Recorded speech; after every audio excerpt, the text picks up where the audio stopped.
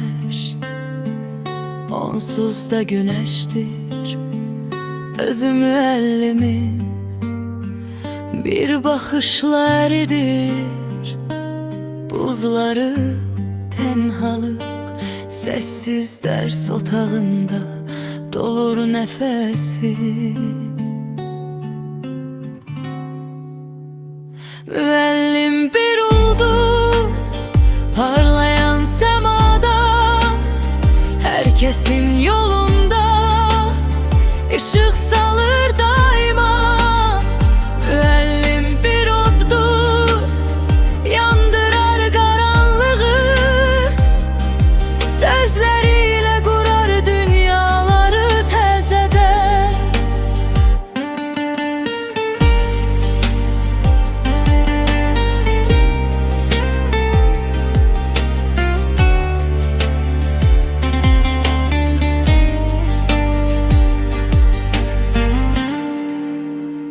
Kalbi bir deryadır, arzusu ümman.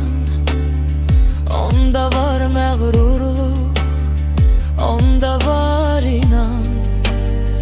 Bir şagir mektebe gelmese bir an, dikiler yollara gözlerin iliği. Sözleri bir nağıl kalbimizde yatar, her cümlesiyle bir dünya açar.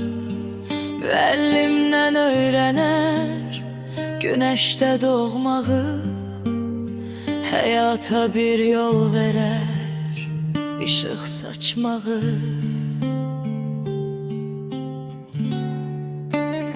Müellim bir ulduz parlayan semada, herkesin yolunda ışık